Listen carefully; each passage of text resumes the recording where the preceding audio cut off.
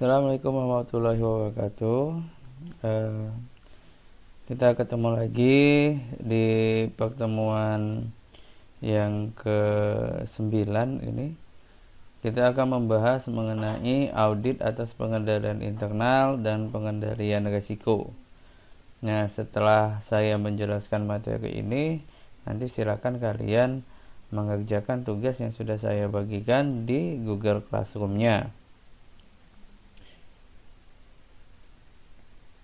Kita masuk ke bahan yang pertama.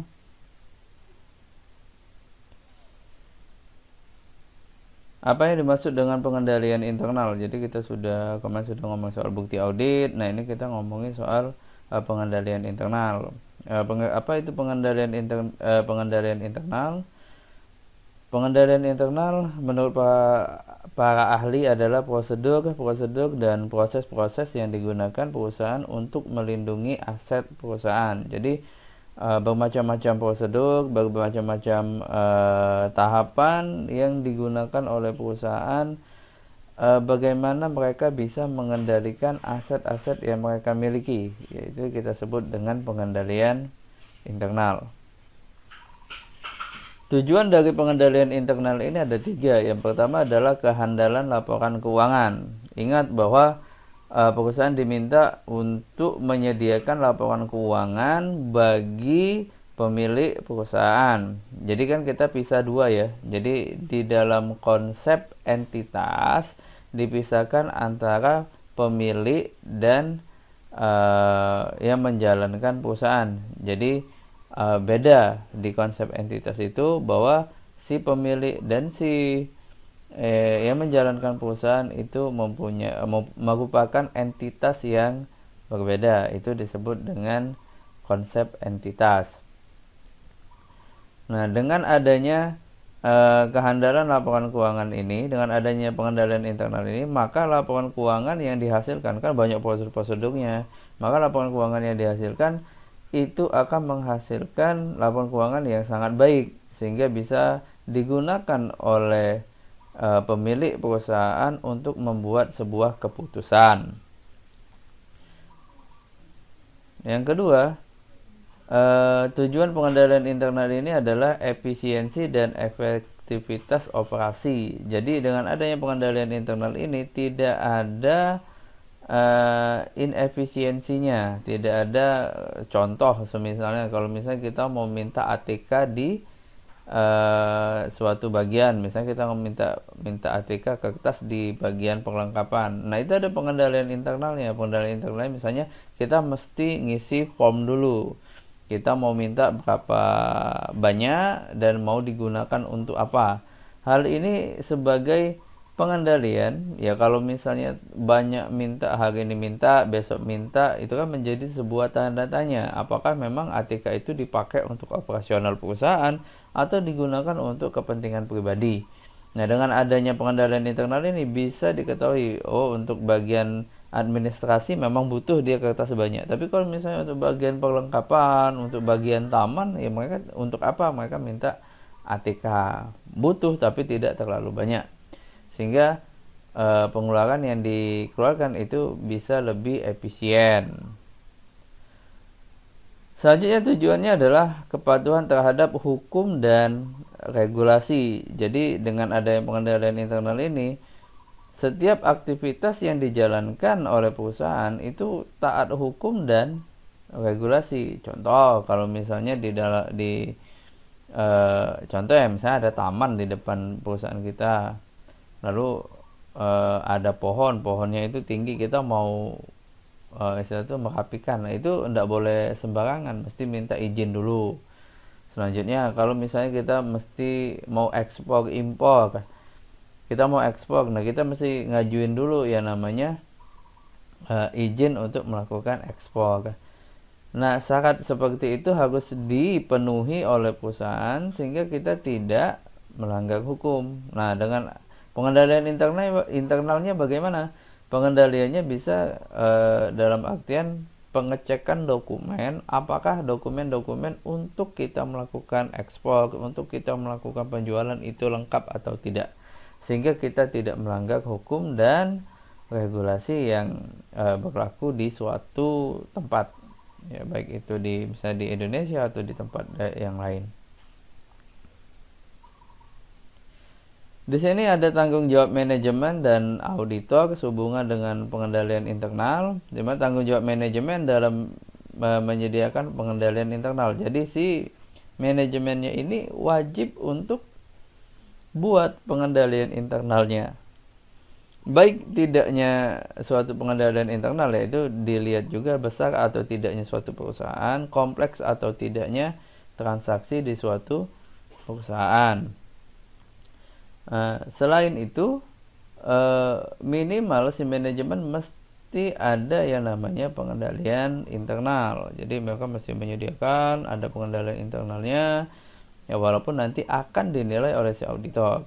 Jadi tanggung jawab si manajemen ada pengendaliannya. Jadi kalau ada yang minta dana, misalnya mau minta uang, mau minta apa, nah itu mesti ada pengendalian internalnya. Nggak bisa misalnya minta uang untuk bayar apa, misalnya tiba-tiba hanya minta tanpa ada dokumen pendukung, tanpa ada dokumen pengendalian, nah itu yang tidak boleh.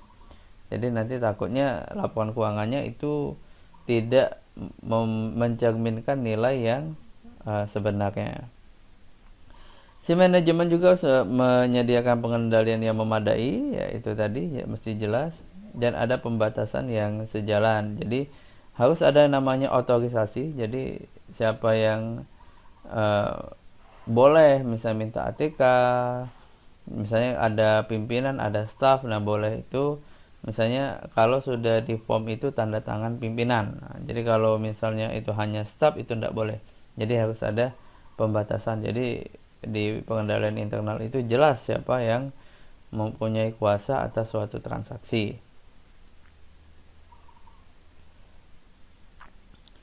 Lalu si manajemen mesti mendesain pengendalian internal itu sedemikian rupa sehingga pengendalian itu bisa meyakinkan bahwa aset-aset yang dimiliki oleh perusahaan itu tuh bisa dijaga dengan baik.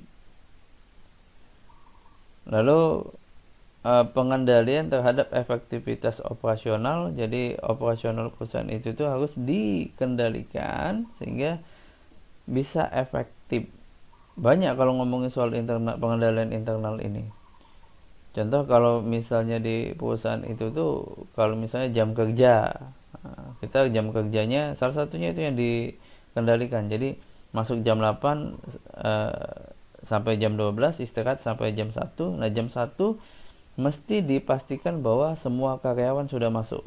Maka kalau misalnya mau makan itu boleh keluar, tapi misalnya jam 12.45 itu sudah wajib masuk, karena jam 1 tepat harus sudah mulai kerja lagi. Contohnya kalau penggunaan ATK, kalau misalnya ada form itu dijatain, misalnya untuk kertas bagian tata usaha, nah itu boleh 10 game 1 bulan. Tapi kalau misalnya bagian lain mungkin hanya 2 atau 3 game gitu kan. Nah kalau mereka mintanya lebih, maka itu dilakukan pemeriksaan dulu, dicek dulu kenapa ATK yang diminta itu tidak mencukupi. Nah itu jadi dicek dulu sehingga operasional perusahaan itu berjalan secara efektif gitu kan, sesuai dengan tujuannya. Lalu tanggung jawab auditor dalam memahami pengendalian internal. Si auditor ini mesti paham bahwa ketika kalian nanti siapa tahu ada yang jadi auditor, ya mesti paham dulu pengendalian yang dijalankan perusahaan itu bagaimana. Dan kita mesti bisa menilai apakah pengendalian atas laporan keuangannya itu memiliki kehandalan, apakah bisa dipastikan atau kita bisa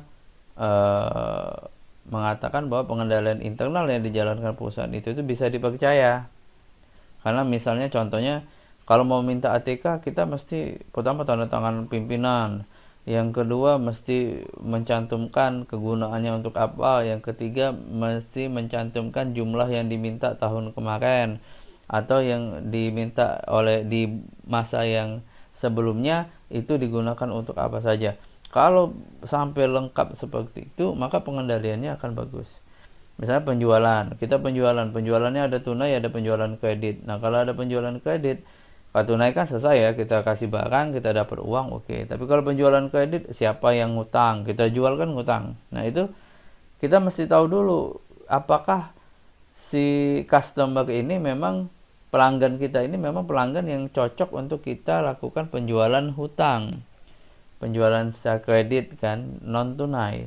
Jadi tinggalnya di mana, usahanya apa, digunakan untuk apa, dia ngutangnya berapa lama. Nah, itu mesti pengendaliannya mesti handal. Jadi dalam artian bagaimana pengendaliannya? Sebelumnya dia lakukan survei atau tidak kepada pelanggannya ini tadi. Setelah dilakukan survei, dia lakukan observasi dan dilihat memang profil si pelanggannya. Kalau seperti itu, maka kita bisa memastikan bahwa laporan keuangannya, pengendalian atas laporan keuangan itu bisa diandalkan. Sehingga transaksi-transaksi yang terjadi, kan kita tidak mungkin ya ngecek semua transaksi di perusahaan itu. Jadi kita lihat dulu pengendaliannya, itu tujuannya. Kalau pengendaliannya itu sangat-sangat baik, maka ketika kita menguji transaksi, melakukan pengumpulan bukti atas transaksi, kita agak lebih santai, bukan santai sih, maksudnya kita bisa mengambil sampel yang tidak terlalu banyak ya, karena ini masalah biaya ya. Kalau kita ngambil sampel banyak, maka kita mesti mengeluarkan biaya yang banyak juga, salah satunya misalnya melakukan konfirmasi. Tapi kalau misalnya kita ngambil pengendalian internalnya bagus, maka kita diperbolehkan untuk ngambil sampel yang secukupnya. Cukup itu kan sesuai dengan pertimbangan si auditor. Jadi kalau kata auditornya cukup, ya maka akan diambil misalnya tidak terlalu banyak karena pengendalian internalnya baik. Lalu tanggung jawab auditor itu adalah untuk menguji pengendalian internalnya. Jadi bagaimana mengujinya? Ya salah satu contohnya adalah si auditornya akan mengetes secara langsung, misalnya untuk yang penjualan kredit itu, lihat pengendalian internalnya. Kalau mau penjualan kredit ditanya seperti apa? Ngisi form, lalu dilakukan apa? Ada kalau misalnya pengendalian internal tidak bagus, ya Pak, ngisi form, udah kita kasih aja penjualan kredit. Nah, itu kan punya resiko yang tinggi. Tapi kalau yang bagus, yang baik, ya biasanya mereka ngisi form. Setelah mereka ngisi form, maka kita minta pulang dulu, nanti kita adakan survei. Survei itu ya kita datang, kita tanya penghasilannya untuk apa, penghasilannya dari mana, misalnya dia itu beli barang dari kita itu secara kredit, misalnya kita jual elektronik ke mereka, maka mintanya hutang, kita mesti tahu status mereka apa, apakah mereka PNS, pegawai BUMN, BUMD, ataukah di swasta, posisinya apa, apakah tempat tinggal itu milik sendiri atau sewa. Nah, itu mesti diketahui dengan ada dilakukan survei. Kalau ada seperti itu, maka si auditor bisa mengatakan bahwa pengendalian internalnya untuk penjualan kredit ini baik, sehingga apa? Sehingga kemungkinan untuk penagihan yang macet, ya karena tadi kan ngutang kan, pelanggan kita ngutang. Nah, kan itu untuk memastikan bahwa penjualan kita itu tidak macet gitu, penagihannya. Jadi ketika sudah kita 1 bulan dijanjikan bayar, mereka bayar kan lebih aman. Nah, seperti itu. Oke. Demikian untuk materi yang saya sampaikan pada pertemuan kali ini. Terima kasih. Wassalamualaikum warahmatullahi wabarakatuh.